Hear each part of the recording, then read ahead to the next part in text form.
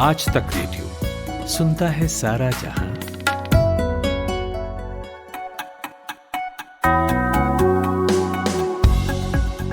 Hello, good morning. 26 सितंबर मंगलवार का morning news podcast आज का दिन आप सुन रहे हैं। मेरा नाम है खुशबू कुमार। देश की एक नदी है कावेरी। कर्नाटक में लोग ये चाहते हैं कि इसका पानी तमिलनाडु को ना दिया जाए और इसे लेकर आज कर्नाटक की राजधानी में बंद भी बुलाया गया है। सैकड़ों संगठन इसके पक्ष में है। क्यों आई इस बंद की नौबत और हल की तरफ क्यों नहीं बढ़ पा रहा ये विवाद, यहीं से आज की पॉडकास्ट की शुरुआत करेंगे। खालिस्तान को लेकर कनाडा और भारत भिड़े हुए हैं, लेकिन एक बात ये सामने आई है कि बीते एक साल के दौरान विदेशों में मारे गए खालिस्तान समर्थक इंटरनल राइवलरी का नतीजा है। क्या है इस दावे का आधार, और अगर ऐसा होता है तो बतौर संगठन क्या ये खालिस्तान के पतन की शुरुआत है? और आखिर में एक रिपोर्ट की बात होगी जो ये बताती है कि दुनिया भर में भारतीयों पर सबसे ज्यादा क्लिनिकल ट्रायल्स हो रहे हैं। तो क्या है इसके कारण और इसके खतरे क्या हो सकते हैं, समझेंगे एक्सपर्ट से। लेकिन अभी वक्त है 60 सेकंड्स हेडलाइंस का। सुनिए शुभम तिवारी से।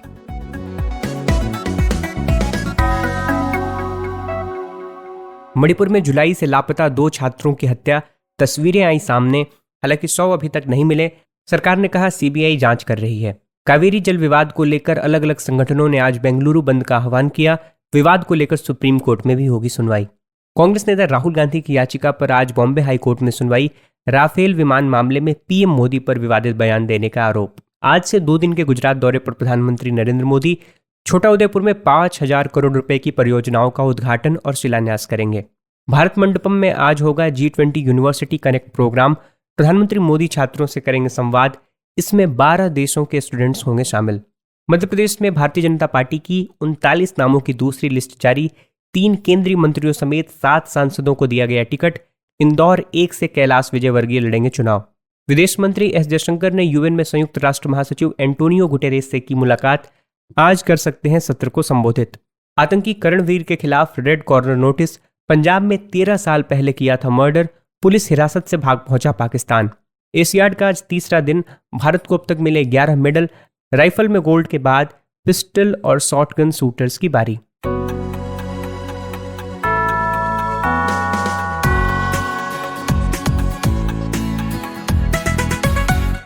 कभी भारत के पूर्व प्रधानमंत्री अटल बिहारी वाजपेयी ने कहा था कि हालात ऐसे रहे तो अगला विश्व युद्ध पानी को लेकर ही होगा। संयोग है कि जब वाजपेयी ने यह बात कही थी तब भी कावेरी नदी का झगड़ा था और आज भी है। दक्षिण भारत की सबसे बड़ी नदी कावेरी कर्नाटक से शुरू होकर तमिलनाडु से होते हुए करीब 300 किलोमीटर का सफर तय कर बंगाल के खाड़ी में मिलती है। इसे लेकर 2 राज्य तमिलनाडु और कर्नाटक के बीच लंबे समय से विवाद है। कर्नाटक में तमिलनाडु को पानी दिए जाने का विरोध हो रहा है और आज इसको लेकर कर्नाटक की राजधानी बेंगलुरु में बंद भी बुलाया गया है। तकरीबन 350 संगठन इस बंद में शामिल होंगे, ऐसा कहा जा रहा है। कर्नाटक में विपक्षी पार्टियां जेडीएस और बीजेपी भी इस बंद के समर्थन में हैं। आज ही इस मामले की सुप्रीम कोर्ट में सुनवाई भी होनी है। मुख्यमंत्री सिद्धारमैया से जब कल इस बंद के बारे में मीडिया ने पूछा तो उनका कहना था कि लोकतंत्र में कोई भी विरोध प्रदर्शन कर सकता है, हम विरोध को नहीं रोकेंगे, लेकिन बीजेपी जेडीएस इस मुद्दे पर राजनीति कर रहे हैं। सवाल अब ये है कि ये विवाद कैसे इतना बढ़ गया है कि प्रदेश की राजधानी में बंद बुलाने की नौबत आ गई, और ये बंद अभी तक कितना बड़ा और व्यापक हो सकता है, पूछा मैंने बेंगलुरु में आज तक रेडियो रिपोर्टर सगई राज से। देखिए, ये बंद जो बुलाया गया है ये एक एक्टिविस्ट ग्रुप है कर्नाटका में, उनका ग्रुप और फार्मर एसोसिएशन ने इस बंद को बुलाया गया है और ये बेंगलुरु बंद होगा। और तकरीबन 300 एसोसिएशन इसको सपोर्ट कर रहे हैं और ऑपोजिशन पार्टीज जो जनता दल है और बीजेपी है वो भी इस बंद को सपोर्ट कर रहे हैं। ये पूरा बंद है कावेरी वाटर डिस्प्यूट के ऊपर है, जहां पे कावेरी नदी नीर को तमिलनाडु को छोड़ने के ऊपर डिस्प्यूट है।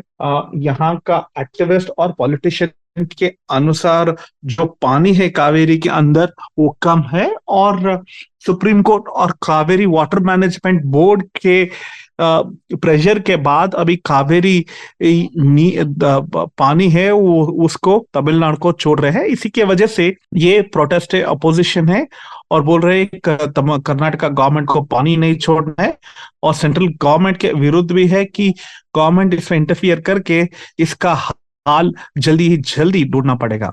सके ये लड़ाई सरकारों से निकलकर कोर्ट गई, कोर्ट के साथ अब सड़कों पर भी है, आप तो वहीं ग्राउंड पर मौजूद हैं, आप बताएं क्या कारण है कि ये विवाद हल से इतना दूर है। देखिए, अभी आप कावेरी नदी नदी के पानी के बारे में बात किया तो ये 3 डिकेड का मामला है। जब कावेरी पानी जब भी बारिश का डेफिसिट होता है कर्नाटका में, उस टाइम पे बहुत कम पानी रहता है। उसी के वजह से जब भी पानी चाहिए बेंगलुरु को, उस टाइम पे हमको पानी नहीं मिलता है। आप देखिए, अभी जो पानी चाहिए कर्नाटका को, उस पानी को रखकर तमिलनाडु को छोड़ेंगे करके बोल रहे हैं, मगर अभी कर्नाटका के लिए पानी नहीं है। सो कर्नाटका का आर्ग्यूमेंट है, जब हमारा पास पानी नहीं है, हम तमिलनाडु को कैसे छोड़ सकते हैं। और उनके अनुसार, डेटा और स्टैटिस्टिक के अनुसार, अगला समर में बेंगलुरु को पानी पीने को नहीं रहेगा। जब पीने के लिए पानी नहीं है तो हम एग्रीकल्चर को कैसे पानी दे सकते हैं। इसी मुताबिक इसी के लिए इनका पूरा प्रोटेस्ट है। और हल क्यों किसके लिए नहीं हो रहा है? क्योंकि ये नेचुरल इशू है। क्योंकि जब भी बादशाह पानी के ऊपर आता है, वो पॉलिटिक्स बहुत अग्रेसिव होता है साउथ इंडिया में। और दोनों राज्यों के बीच, कर्नाटका और तमिलनाडु राज्यों के बीच, ये हमेशा इशू आता होगा और आने वाले दिन में भी होगा। इसको एक हल ढूंढ नहीं पाएंगे। देखिए, ये एक ऑटोनोमस बॉडी है, कावेरी वाटर मैनेजमेंट बोर्ड और सुप्रीम कोर्ट। उनके अनुसार, उनके डायरेक्शंस के बाद भी हमको इसके बारे में हल नहीं मिल रहा है। जब भी ज्यादा पानी होता है, जब भी ज्यादा बारिश होता है, उस टाइम पे कुछ प्रॉब्लम नहीं होता है। जब भी बारिश का पानी कम होता है, जैसे इस साल हुआ था, ऐसा हुआ तो बहुत ज्यादा मुश्किल होता है दोनों राज्यों को भी, और कर्नाटका में भी इसके ऊपर बहुत ज्यादा मुश्किल होता है। बहुत बहुत शुक्रिया सकईराज।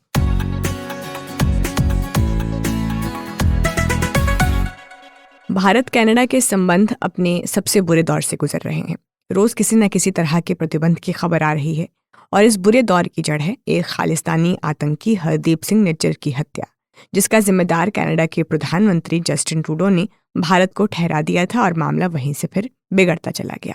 संबंधों की ये खटास तो अलग है, लेकिन विदेशों में खालिस्तान समर्थकों की हत्या का सिलसिला पिछले 1 साल से बढ़ा है।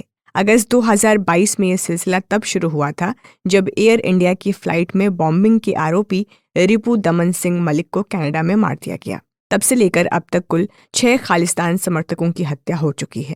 कनाडा या खालिस्तान भले ही इसके पीछे दूसरे देशों की खुफिया एजेंसियों का हाथ बताए, लेकिन हमारे यहाँ की इंटेलिजेंस एजेंसी इसे खालिस्तान का समर्थन करने वाले संगठनों की आंतरिक लड़ाई बता रही है। इंडिया टुडे मैगजीन में सीनियर एडिटर हैं प्रदीप आर सागर। उन्होंने इस पर विस्तार से स्टोरी की है, हमने उनसे ही बात की। तो प्रदीप जी, सबसे पहले तो आप ये बताइए कि इन हत्याओं के पीछे खालिस्तान के अंदर की जो राइवलरी की बात चल रही है, बात कही जा रही है, उसका आधार क्या है? ये मामला तूल पकड़ा है जब से ये prime minister, Canadian prime minister Justin Trudeau ने जब से पार्लियामेंट में चाला है कि भाई जो निज्जर, जो खालिस्तानी टेररिस्ट हैं, जो उनका जो हत्या हुई है वो उसमें इंडिया का हाथ है। उन्होंने डायरेक्टली ब्लेम किया इंडिया की एजेंसीज के ऊपर। ये तब से मामला गरमराया हुआ है कि किस तरह से भी इंडियन एजेंसीज हैं इन्वॉल्व है या नहीं, उसको लेके काफी, हालांकि इंडिया एविडेंस मांग रही है, अभी तक वो एविडेंस मिले नहीं है। कुछ तौर पे बोला जा रहा है कि नहीं, कुछ इंटेलिजेंस इनपुट्स मिले हैं जो, पर अभी तक एक कंक्रीट जिसे कहते हैं पुख्ता सबूत अभी तक कनाडा की तरफ से नहीं आया है। तो इस दौरान जब इंटेलिजेंस एजेंसी उन्होंने अपनी तरफ से छानबीन शुरू की, उन्होंने एक चीज पाया, एक ट्रेंड पाया। उनको महसूस हुआ कि जरूरी नहीं कि ये जो किलिंग्स हैं, इन किलिंग्स में इंटरनल राइवलरी की बात बिल्कुल सामने आ रही है। इन डिस्प्यूट जो प्रो खालिस्तानी जो लीडरशिप है, ये पिछले 1 साल में काफी बिखरता नजर आया है। चाहे आप देखेंगे, चाहे वो पिछले साल 2022 में रुपिंदर सिंह, रिपुदमन सिंह मलिक जो हैं, जो 1985 की air India hijacking bomb blast किया, उस टाइम मेन बजट है, उनको सरे में कनाडा के अंदर उनकी गोली मार के हत्या कर दी गई थी। उनको उस मामले में बात आई थी क्योंकि उनके कुछ डिफरेंसेस चल रहे थे कुछ खालिस्तानी लीडर्स के साथ। उन्होंने गुरु ग्रंथ साहिब को जो पब्लिश किया था बिना किसी एडिशन के, बिना किसी उसके हिसाब से ये बात सामने आई। उसके बाद उनकी हत्या के बाद से ही आपने देखा होगा, उसके बाद लगातार 5 हत्याएं और हुई हैं इस तरह से, जिसमें 2 पाकिस्तान के अंदर हुई है, एक इंग्लैंड में बर्मिंघम में हुई है। तो इस तरह से ये एजेंसीज का शक है कि ये जिस तरह से ये हत्याएं हो रही है, ये जाहिर तौर पे किसी न किसी आपस में इंटरनल राइवलरी है कि अपना एक स्टैंड लेने के लिए अपनी जमीन टर्फ पार बेसिकली, कि कौन प्रो खालिस्तानी लीडरशिप को लेके, उसको लेके, इनकी टर्फ पार को लेके आपस में डिवीजन चल रहा है। अच्छा, तो क्या ये माना जाए कि खालिस्तान संगठन के तौर पर पतन की ओर बढ़ रहा है या अभी भी ये जल्दबाजी होगा? नहीं, देखिए आपने ठीक बोला, मैं पतन की तरफ तो मैं शायद अभी कहना थोड़ा जल्दी होगा, पर हाँ, पर ये है कि उनमें आपस में फूट पड़ती नजर आ रही है। ये बिल्कुल जाहिर तौर पर क्लियर है कि इनमें आपस में फूट पड़ती नजर आ रही है। जिस तरह से किलिंग्स हो रही हैं, उसको देख के लग रहा है कि इनमें आपस में जो अभी तक जो पहले जो लगता था कि खालिस्तान को सपोर्ट को लेके, अब वो प्रोटेस्ट है वो ढीला पड़ता नजर आ रहा है, क्योंकि जिस तरह से इनके जो लीडरशिप है उसकी जो एक एक करके जो एलिमिनेशन होता जा रहा है, उसमें चीजें अब जाहिर सी तौर पे आने वाले समय में देखने वाली बात होगी कि ये प्रो खालिस्तानी जो लीडरशिप है कितना स्ट्रांग रह पाती है। एक आखिरी सवाल, ISI से कनेक्शन की बात आई कनाडा में, जो खालिस्तान समर्थक है उनसे, तो इसके बारे में भी अगर आप थोड़ा बताएं। ISI हमेशा से ही कोई ना कोई अपॉर्चुनिटी ढूंढती है कि इंडिया के अगेंस्ट किसी तरह की एक्टिविटी करा जाए, चाहे वो कश्मीर हो या पंजाब में डिस्टर्ब करने के लिए, और वो हमेशा से ही बिल्कुल क्लियर है कि खालिस्तानी सपोर्टर्स जो उसमें ISI का हाथ हमेशा से रहा है। इनफैक्ट जो खालिस्तान लीडर जो जिनके पीछे हत्या है वो ISI की शय पे ही वहाँ पे ठहरे हुए थे, और जो एक तरह से उनको ISI की पूरी शय है, और ISI ने हमेशा से प्रो खालिस्तानी जो भी इनका मूवमेंट रहा है उसको हमेशा से सपोर्ट किया है। उसके अंदर चाहे वो वेपन्स हो, चाहे मनी हो, हर तरह को इन लोगों ने ISI ने हमेशा से मदद की है। तो जाहिर सी बात है, इसको ISI का रोल तो बिल्कुल नकारा नहीं जा सकता खालिस्तानी मूवमेंट की। ISI का तो मोटिव ही बड़ा ही क्लियर है उनका कि इंडिया के अगेंस्ट जिस भी तरह की एक्टिविटी, एंटी सबमर्सिव एक्टिविटी जो भी उनको कर सकते हैं वो कराएं इंडिया के अगेंस्ट। बहुत बहुत शुक्रिया प्रदीप आर सागर।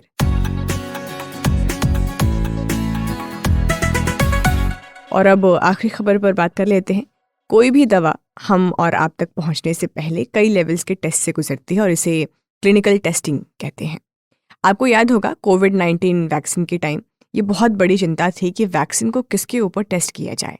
बहरहाल क्लिनिकल टेस्टिंग की आज बात हो रही है और एक रिपोर्ट की वजह से हम बात कर रहे हैं जो भारतीयों के लिए तो खासी चिंताजनक हो सकती है।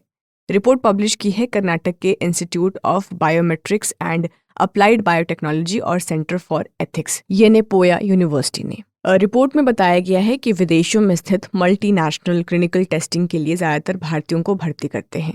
रिसर्चर्स ने 424 मल्टीनेशनल क्लिनिक्स का आंकड़ा देखा और उन्होंने ये पाया है कि 26 क्लिनिक्स ने टेस्टिंग के लिए लगभग 60% से ज़्यादा भारतीय लोगों को भर्ती किया। अक्सर ये टेस्टिंग अस्थमा, कैंसर और बैक्टीरियल इन्फेक्शन जैसी बीमारियों की दवाओं के लिए की जाती है। रिपोर्ट के मुताबिक इन क्लिनिकल ट्रायल्स को Australia, Austria, Italy, Switzerland, America, Brazil, Russia और मलेशिया की कंपनियां स्पॉन्सर कर रही हैं। तो क्लिनिकल टेस्टिंग या इंसानों पर होने वाली दवाओं की टेस्टिंग को किस तरह किया जाता है, ये समझने के लिए हमने बात की यूके की नेशनल हेल्थ सर्विस में काम करने वाले डॉक्टर अविरल वत्स से। जी, देखिए मोटा मोटा कहें तो जो क्लिनिकल टेस्टिंग है उसके 7-8 स्टेप्स होते हैं अलग अलग। सबसे पहले बिल्कुल मोटा मोटा आपको ओवरव्यू देना चाहूँगा मैं सभी के लिए। जैसे प्री क्लिनिकल टेस्टिंग से शुरू करते हैं जो कि लैब से लेकर एनिमल्स के ऊपर टेस्टिंग होती है, जानवरों पर। फिर उसके बाद एक इन्वेस्टिगेशनल न्यू ड्रग एप्लीकेशन डाली जाती है रेगुलेटरी अथॉरिटीज़ के सामने ये एनिमल लैब टेस्टिंग के रिजल्ट्स को लेकर। फिर उसकी परमिशंस मिलती हैं कि आप आगे चलकर ह्यूमन टेस्टिंग शुरू कर सकते हैं। अब ह्यूमन टेस्टिंग जो है वो 4 स्टेजेस में होती है कम से कम, फेज़ 1, 2, 3 और 4। ये अलग अलग लेवल की होती है। इसमें छोटे ग्रुप्स होते हैं फेज़ 1 में, और फेज़ 4 तक जाते जाते ये बहुत बड़े बड़े इंसानों के जो ग्रुप्स हैं, सैम्पल साइज हैं, उसमें की जाती है। ये चारों स्टेजेस होने के बाद फिर न्यू ड्रग एप्लीकेशन जो है या marketing authorisation application regulatory bodies को फिर से डाली जाती है कि ये रहा हमारा डाटा और इसके हिसाब से आप अगली अप्रूवल दीजिए। वो जो रेगुलेटरी बॉडीज़ हैं फिर उसको रिव्यू करती हैं, फिर अप्रूवल देती हैं, और उसके बाद पोस्ट अप्रूवल मॉनिटरिंग चलती है जिसमें कि मेडिसिन के कैसे एडवर्स इफेक्ट हुए, नहीं हुए, उनको कैसे उनकी रिस्क मैनेजमेंट की जाए। तो ये 7-8 स्टेप्स हैं जिसमें हम क्लिनिकल ट्रायल्स करते हैं। और डॉक्टर साहब, जो लोग इस तरफ बढ़ते होंगे, जाहिर तौर पर उसका एक आर्थिक कारण होगा। इसके अलावा कोई ठोस वजह? जी, अगर हम टेक्निकल हिसाब से देखें तो इंडिया में टेस्टिंग करने के कई कारण हो सकते हैं। एक तो जैसे हमारी पॉपुलेशन जो जेनेटिकली बहुत डाइवर्स है, तो उसको समझने में जो ड्रग्स की एफिकेसी है और जो उसकी सेफ्टी है अलग अलग ऐसी डिफरेंसेस में, वो उसका बड़ा फ़ायदा रहता है डाइवर्स पॉपुलेशन में इसको समझने के लिए। फिर नेचुरली जैसा हम गरीबी की आप बात कर रहे हैं, लेकिन कॉस्ट इफेक्टिवनेस जो है इंडिया में सस्ती होती हैं। जो इस सब चीज़ों को रन करने की जो कॉस्ट है वो काफ़ी, चाहे वो ऑपरेशनल कॉस्ट हो, एडमिनिस्ट्रेटिव कॉस्ट हो या पर्सनल जो लोग हायर कर रहे हैं उसकी कॉस्ट, वो सारी सस्ती होती है।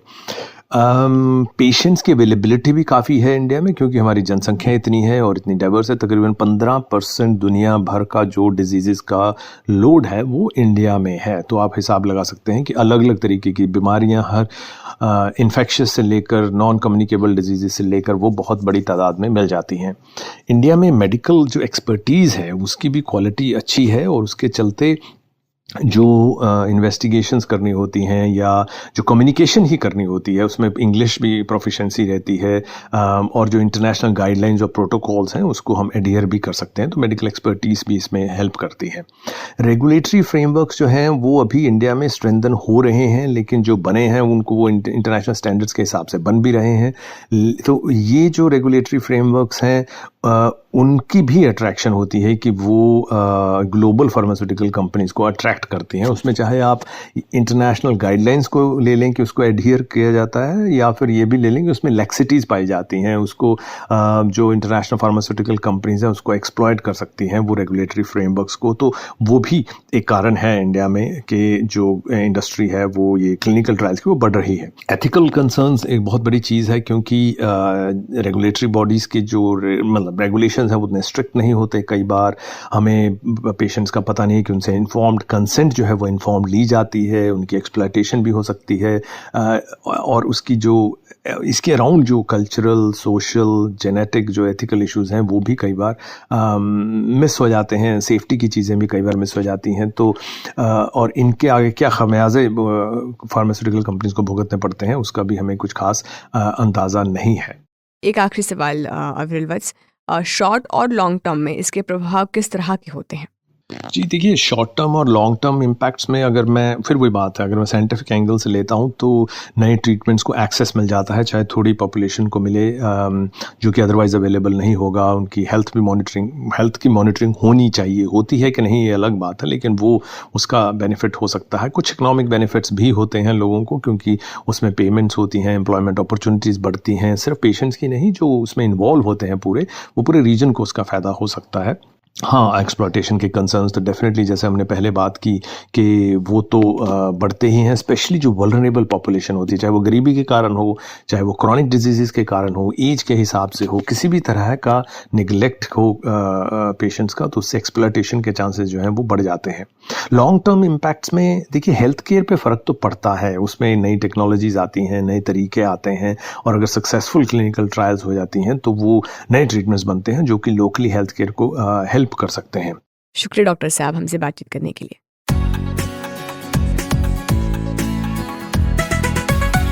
और अब नजर डालते हैं देश विदेश के अखबारों की सुर्खियों पर। शुभम तिवारी हमारे साथ हैं। Good morning Shubham. चलिए देश के अखबारों से शुरू करते हैं, क्या हैं सुर्खियां? Good morning. राष्ट्रीय खबरों की आज बात हिंदुस्तान, जनसत्ता और दैनिक जागरण के हवाले से। तीनों ही प्रमुख अखबारों में मध्य प्रदेश में बीजेपी उम्मीदवारों की जो दूसरी लिस्ट छपी है उसका जिक्र है। 3 केंद्रीय मंत्री समेत 7 सांसद विधानसभा चुनाव लड़ते हुए दिखाई देंगे, और जिन्हें चुनाव में उम्मीदवार बनाया गया है उन दिग्गजों में कृषि मंत्री नरेंद्र सिंह तोमर, जल शक्ति राज्य मंत्री प्रहलाद सिंह पटेल, इस्पात राज्य मंत्री फागन सिंह कुलस्ते और राष्ट्रीय महासचिव कैलाश विजयवर्गीय समेत सांसदों में अगर जिक्र करें तो गणेश सिंह, रीति पाठक, राकेश सिंह और उदय प्रताप के नाम हैं। 39 उम्मीदवारों की ये जो सूची कल आई वो प्रधानमंत्री नरेंद्र मोदी के भोपाल दौरे के बाद देर शाम जारी की गई। शाम को ही एक खबर बीजेपी के लिए निराश करने वाली भी आई। तमिल राजनीति की जो अहम पार्टी है और जो एक बड़ा स्टेक होल्डर है वहाँ की राजनीति में, अन्ना द्रमुक, उन्होंने कल एनडीए से अपना नाता तोड़ लिया। द एशियन एज अखबार का कहना है कि भाजपा के जो प्रदेश अध्यक्ष हैं अन्नामलाई, उनसे एआईएडीएमके की नाराजगी थी, और ये नाराजगी उन्होंने जेपी नड्डा से मुलाकात करके बता भी दी थी।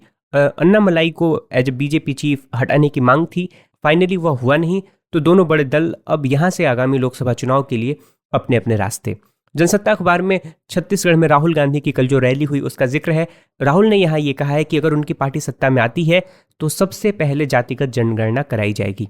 उधर नीतीश कुमार कल पटना में पत्रकारों से बातचीत कर रहे थे और यहाँ उन्होंने एनडीए में वापसी की खबरों को सिरे से खारिज किया है। इस खबर को नवभारत टाइम्स ने अपने यहाँ जगह दी है। और शुभम, एप्पल कंपनी जो है वो अगले 4 से 5 सालों में भारत में अपना जो प्रोडक्शन है वो 5 गुना तक बढ़ाएगी। ये खबर मैं भास्कर पर पढ़ रही हूँ। कंपनी ने पिछले साल भारत में 58,000 करोड़ से ज़्यादा का प्रोडक्शन किया था और इसे 2027-28 तक 3.5 लाख करोड़ करने की तैयारी है। फिलहाल जो एप्पल है वो भारत में सिर्फ आईफोन बनाती है, लेकिन एक अखबार में मैं ये भी देख रही हूँ कि अगले साल से यहाँ एयरपॉड्स भी बनने लगेंगे। हालांकि जो आईपैड है या लैपटॉप है उसका प्रोडक्शन यहाँ नहीं होगा। इस हिस्से में कुछ संक्षिप्त में खबरें। दैनिक भास्कर में एक खबर है कि शिवसेना विधायकों की अयोग्यता पर सुनवाई जो है वो 13 अक्टूबर से होगी और उद्धव गुट की इसमें मांग है कि सभी 34 याचिकाएं जो है उनको क्लब करके सुनी जाए। शिंदे के खेमे ने इसका विरोध किया है।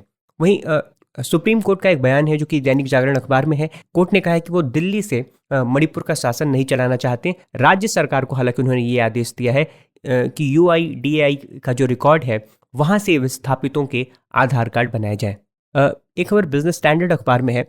दालें महंगी न हो इसलिए सरकार ने स्टॉक की लिमिट घटा दी है और कारोबारी अब 50 मीट्रिक टन से ज़्यादा स्टॉक नहीं रख सकेंगे। 31 दिसंबर तक ये पाबंदी लागू रहेगी। और दैनिक भास्कर में कोरोना से 7 गुना खतरनाक महामारी आने का एक अनुमान छपा है।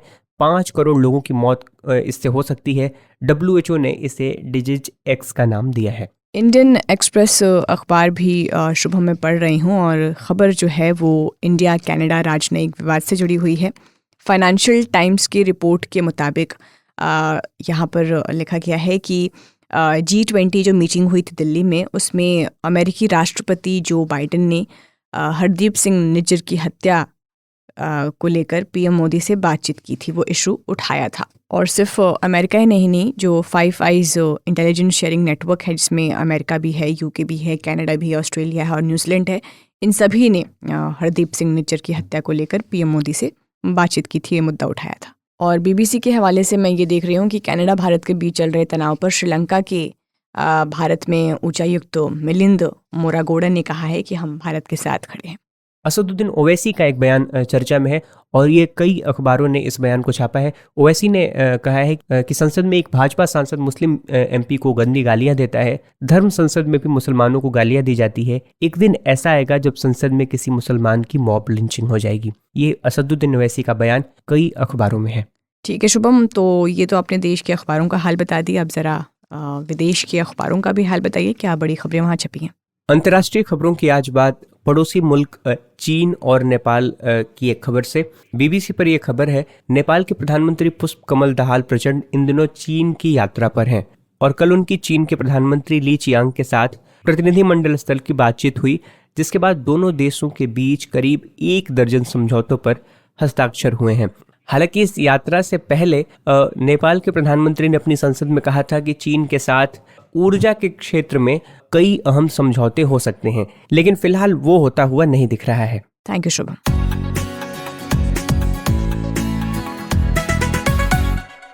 और अब 26 सितंबर की तारीख इतिहास की गलियों में क्यों आबाद है, आइए वो भी आपको बता देते हैं। अमेरिका में आज ही के दिन 1960 में पहली बार टीवी पर प्रेसिडेंशियल डिबेट हुई थी। जॉन F कैनेडी और रिचर्ड निक्सन के बीच हुई इस डिबेट ने अमेरिकी चुनाव में प्रचार के पूरे तरीके को बदल दिया था। 1959 में जापान के इतिहास में सबसे शक्तिशाली तूफान वेरा से 4,580 लोगों की मौत हुई और 16 लाख लोग बेघर हुए।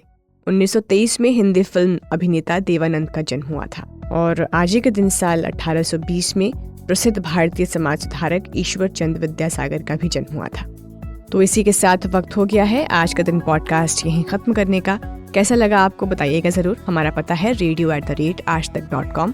शो को प्रोड्यूस किया है रोहित अनिल त्रिपाठी ने। साउंड डिजाइन कपिल देव सिंह का रहा। मेरा नाम खुशबू कुमार है। अगली मुलाकात आपसे 10 बजे के न्यूज बुलेटिन में होगी। नमस्कार।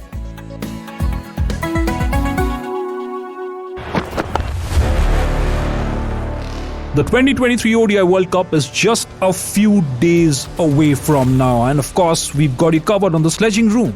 we're not just going to come to you with one episode, we're going to come to you twice every week.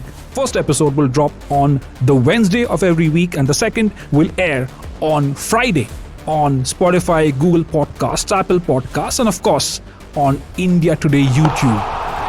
Why are we coming to you twice? There are so many questions to answer. Can India win their third ODI World Cup? Can India finally end their 10-year ICC events drought? Can Virat Kohli fire? Can Rohit Sharma find his 2019 temperament? Can Mohammad Siraj do it for India over and over again at the ODI World Cup? To answer all those questions, for all the hard analysis, tune in to The Sledging Room.